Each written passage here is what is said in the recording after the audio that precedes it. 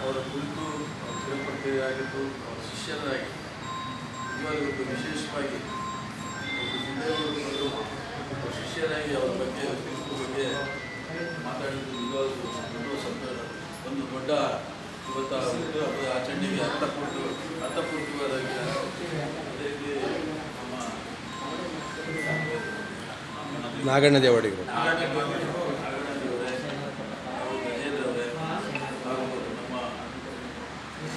ಶ್ರೀಕಾಂತ್ ಅವರೇ, ದೇವೇಂದ್ರ ಅವರೇ ಹಾಗೂ ಈ ಕಾರ್ಯಕ್ರಮ ಭಾಗವಹಿಸಿದಂಥ ಜಮರಾಜ್ ಅವರೇ, ಎಲ್ಲ ಮಹಿಳೆಯರು,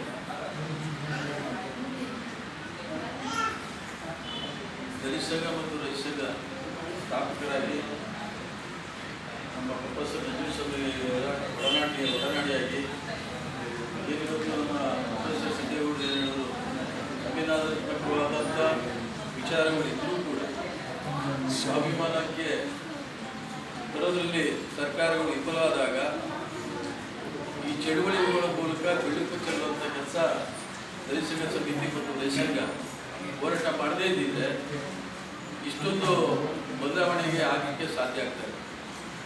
ಏಕೆಂದರೆ ಸರ್ಕಾರ ಸಂವಿಧಾನ ರಚನೆಯಾಗಿ ಸ್ವತಂತ್ರ ಆದ್ಮೇಲೂ ಕೂಡ ಪ್ರಜಾಪ್ರಭುತ್ವ ವ್ಯವಸ್ಥೆ ಜಾರಿ ತಂದಿರೂ ಕೂಡ ನಮ್ಮನ್ನು ಆಳಂತ ರಾಜಕಾರಣಿಗಳು, ಸರ್ಕಾರಗಳು ಯಾವುದೂ ಕೂಡ ಅದನ್ನು ಪಾಲನೆ ಮಾಡದೆ ಇರೋಂಥ ಸಂದರ್ಭದಲ್ಲಿ ಚಳುವಳಿಗಳ ಮೂಲಕ ಆಂದೋಲನವಾಗಿ ಪರಿವರ್ತನೆ ಆಗೋದಕ್ಕೆ ಇಂಥ ಮಹನೀಯರು ಕಾರಣ. ಇಂಥ ಮಹನೀಯರ ಒಂದು ಹುಟ್ಟು ಆಚರಣೆಯನ್ನು ಇವತ್ತು ನಾವು ವಿಶೇಷವಾಗಿ ನಮ್ಮ ಮುನ್ಸೂರಿನಲ್ಲಿ ಆಚರಣೆ ಮಾಡ್ತಾ ಇರೋದು ಒಂದು ಹೆಮ್ಮೆ ವಿಚಾರ. ಜೊತೆಯಲ್ಲಿ ಅವರ ಶಿಷ್ಯಂದಿರು ಪ್ರೊಫೆಸರ್ ಸಿದ್ದೇಗೌಡರು ಅವರ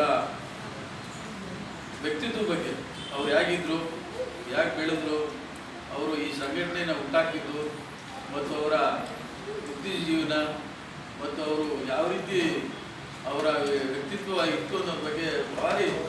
ಏಕೆಂದರೆ ಯಾರನ್ನೇ ಕರ್ಕೊಂಡು ಬಂದರೂ ಇಷ್ಟೊಂದು ವಿಚಾರ ನಮಗೆ ಲಭಿಸ್ತಾ ಇರಲಿಲ್ಲ.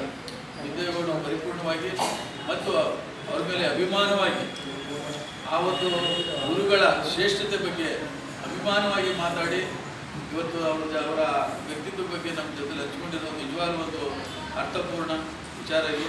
ಆ ಒಂದು ಕಾರ್ಯಕ್ರಮದಲ್ಲಿ ನಮಗೂ ಭಾಗಿಯಾಗಕ್ಕೆ ಅವಕಾಶ ಮಾಡಿಕೊಟ್ಟಂಥ ಇಂದ್ರಜ್ ಬಗಾಡಿಯವರಿಗೆ ಮತ್ತು ಸಿದ್ದೇಗೌಡರಿಗೆ ಆ ಒಂದು ವಿಚಾರನ ಪ್ರಸ್ತಾಪ ಮಾಡುವ ಮೂಲಕ ಹಂಚ್ಕೊಂಡಿರೋದು ನಿಜವಾಗ್ಲೂ